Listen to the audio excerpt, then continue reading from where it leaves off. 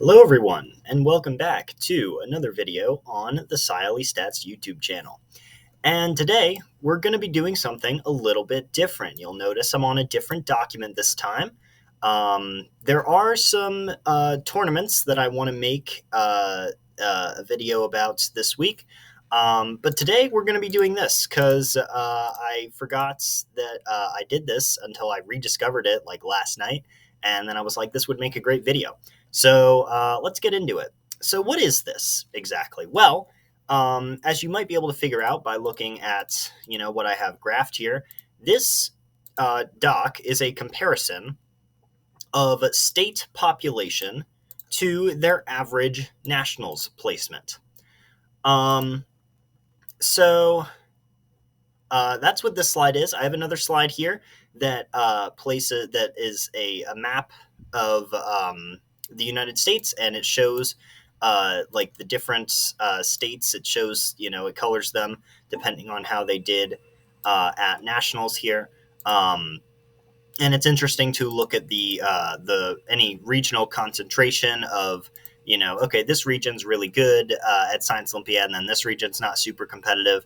And there's some interesting patterns there, which we'll get to in a bit. But for now, let's look at this. So if you look at this graph, you'll notice a pretty clear trend. States with higher populations typically do significantly better at nationals.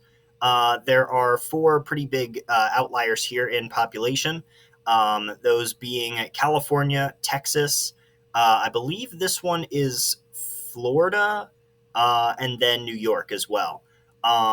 Yes, this one is Florida, and we'll talk about that in a little bit. But first, I want to point something out. So down here at the bottom, Idaho and South Dakota did not send any team to nationals last year. So I've ranked them 61st because they didn't send a team. They were no-shows effectively. So sorry if you're from Idaho or South Dakota. Yeah, you didn't send a team, so I have to rank you last. Sorry. But yeah, well, you notice this trend. The higher the population is in a state, the more likely they are going to place higher at nationals. And I think the reason for that is that states with higher populations, of course, are going to have more teams. The more teams you have, the more competition there is for that singular national spot or multiple national spots. Ohio, Illinois, California, Massachusetts does not. Pennsylvania does. Texas does. I forget if North Carolina does. There is at least, I think Michigan does as well. And there might be, and Florida does. Those might be all the states that send two teams, and Virginia might, I think. There might be some others that I'm missing, but those states, plus maybe some others, send two teams to nationals. So there is competition for those two spots.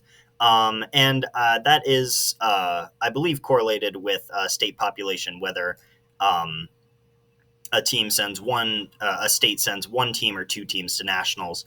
Because, all these teams down here with lower populations, they're typically going to be sending one team to nationals. I'm not sure exactly what the population cutoff is. It looks like it might be 10 million because I know Michigan, this is in millions, by the way.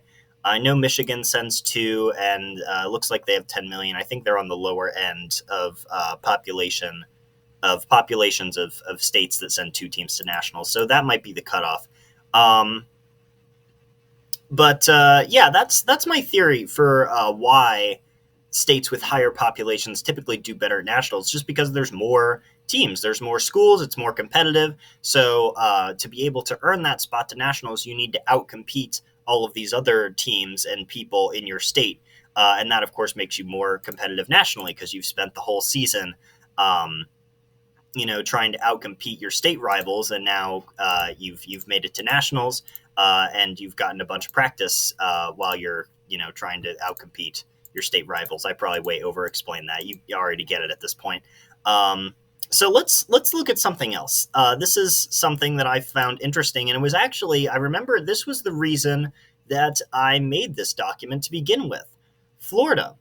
I had a theory that Florida, because I was looking at their. Oh, by the way, I should explain something. Teams that or states that send two teams to nationals.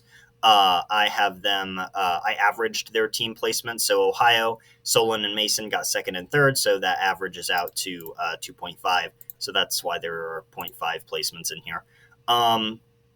But Florida. So I had a hypothesis that Florida was an outlier. I had a theory that this would be the trend in nationals placements. That higher populations typically meant a higher placement at nationals. And I had a theory that Florida would be an outlier. And yeah, I was right. This is Florida's point here. You can see well below California and Texas in terms of average placement. Um, and the question then is why? Why is that? Well, I have a theory about that. And it has to do with the shape and geography of Florida. And for this, I'm going to need to go over to this other slide to show you the map. So yeah, this is the map of placements here. It looks like a political map because of the blue and red. I assure you it is not. And you know it's not a political map because states like Ohio and Texas are blue. Anyway, um, yeah, so Florida. If we look at the geography of Florida, of course, it's a peninsula down here in the south. If we look at the population centers in Florida compared to where the population centers are in other states, you'll notice something interesting. Miami is down here at the south tip. Other than Miami, you have Orlando right here, and then you have Tampa here, and then Tallahassee's in here somewhere. Pensacola's, I think, along here, and Jacksonville is going to be in this area too. Those are the main population centers in Florida, and two of them are down the Panhandle here, or the peninsula, I should say. I think this is the Panhandle technically. And the impact of that, because the competitions are typically centered in cities, in population centers, right? Uh, if you think of like Solon and MIT, like Solon is in Solon, Ohio, which is, I believe, a suburb of Cincinnati. So huge population center there. MIT, of course, is in Boston, so massive population center there. Um, I believe a bunch of the any major university is going to be out of a population center. So you don't get, population center, or you don't get big tournaments like in the middle of, Wyoming, because there's just not super big population centers in Wyoming. There are, of course, cities in Wyoming, but not nearly the size of like Miami or Orlando or anything like that. So keeping that in mind, if you look at the distance that teams, let's say in Miami, need to travel to get to even a competition in Orlando, I mean that looks like it looks pretty small, but trust me, when you're actually driving down the peninsula of Florida here, that is not a small distance. In fact, if you compare that to Solon here, Solon's going to be about here, and my team, Cumberland Valley, we start about here, maybe a little bit further east, kind of around Harrisburg here in Pennsylvania. That's a little bit longer, but it's a fairly similar distance. And that took us, that's like a 6 hour drive right there. So you're basically doing, if you don't want to fly anyway, because flying, of course, is very expensive, especially if your school is not very rich. You're looking at least a 6 hour drive to get outside of your local population center in Miami. And the same goes for Orlando. Again, driving up here to Jacksonville or down here to Miami, that's going to be a pretty big time commitment there. And that's not even mentioning out of state competitions. You can just, if you don't want to fly somewhere, if you're a team in Miami or even Orlando, you can forget about going to out of state competitions if you can't afford to fly, because the nearest major population centers are either Atlanta in Georgia, which is in the north of the state here, Mobile, Alabama, over here towards the end of your panhandle, or New Orleans. And that's really it. There might be a population center in Mississippi on the Gulf Coast. I forget. But if you want to go anywhere other than that, maybe even like Charleston, South Carolina, along the coast here is going to be closer than Atlanta. But if you look at really big major cities, like on the level of Miami and Orlando, you have like New Orleans and which I think New Orleans is like here, and Atlanta, and those are pretty. I mean, those are massive distances. Again, if you don't want to fly, um, if you're in Miami or Orlando, you can forget about going to any out of state competitions. If you're in Jacksonville, that might be a little more feasible. Again, that's definitely an overnight trip up to Atlanta or to Charleston here in South Carolina. But I mean, that's doable. Um, but then you also get into the geography of this. Florida is not in a very competitive region. You look at where the competitive regions are, they're up here in the Northeast and Midwest, out here in California, and then down in Texas. Florida is in the Southeast here. You have North Carolina, but again, that's really just too far to drive. Even if you're in Jacksonville, that's just too far to drive to a competition if you don't want to fly somewhere. And again, Florida teams, they're not necessarily opposed to flying. Like they go to MIT up here, and I've seen some in invitationals in Pennsylvania here. So they're not necessarily opposed to flying, but it's very expensive to fly. Um, so what was I saying? Right, in North Carolina has a decent ranking here. Um, but again, to travel up here and compete against William G. Enlow, which is the North Carolina state champion, is going to be a huge time commitment and monetary commitment for any team in Florida. Um, so I really think that the reason Florida is an outlier here among states with high populations is their geography. They just don't have the opportunity to attend very competitive invitationals, and as a result, just aren't very competitive themselves. Um, so I think that's all I wanted to say about Florida. Let's look at other places on this map because this is kind of interesting. You can see some pretty clear trends, especially here in the Northeast slash Midwest. You have, of course, Illinois, Ohio, Pennsylvania, New York, Wisconsin. Those are five of the most competitive states nationally. Massachusetts up here in New England. Other than Massachusetts, though, New England, if you exclude New York from New England not very competitive. Vermont, in fact, is one of the worst states nationally. New Hampshire, not too far behind, and Maine is somewhere here. Where is Maine? Here we go. Yeah, Maine, right here. Not too terribly. I mean, that's 10 places on average, 10 places higher than New Hampshire, but still not very competitive. Um, Rhode Island, Connecticut, again, not very competitive. The only competitive state up here in New England is Massachusetts. Um, the Southeast is a little bit of a mixed bag. On one hand, you do have states like Louisiana and Arkansas, who are actually the two lowest states that actually sent teams to nationals. Um, but on the other hand, you have Kentucky and North Carolina and Florida. I know I just got done kind of bashing Florida Science Olympiad, but I mean, they're an outlier when you compare them to other high population states. In their region, they're actually fairly competitive. Average placement of 24.5. That's pretty decent. It is slightly above average. So definitely contributing to the Southeast's power here. Um, then South Carolina again. That's down here.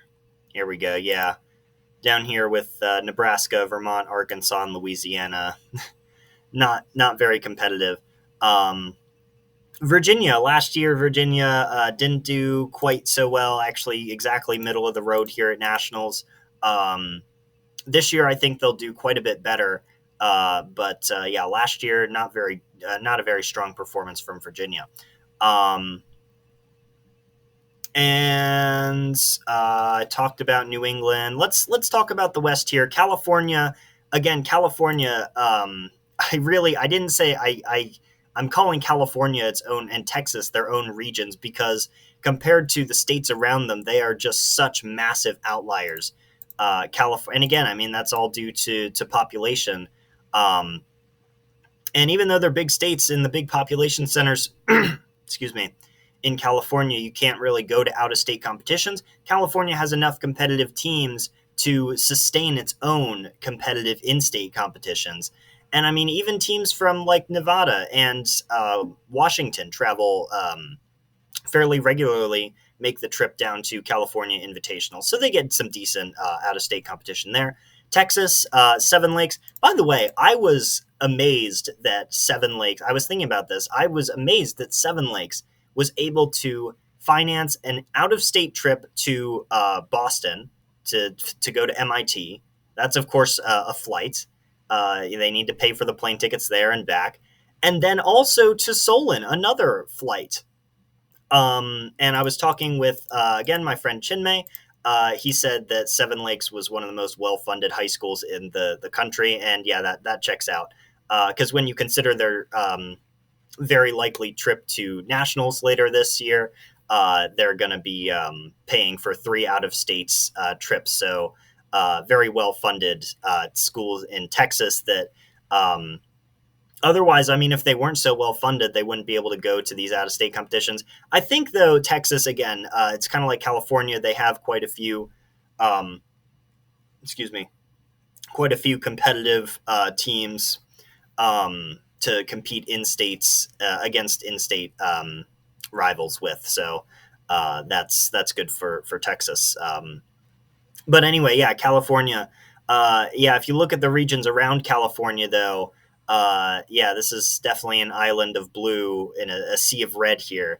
Nevada, I'm thinking Nevada might do a little worse nationally this year. I've looked at some of, I think it's Edward E. Clark is their state champion. I've looked at some of their performances in more recent tournaments. Not great. So they might be a little worse than 30th this year. Arizona, there was like one competition in Arizona.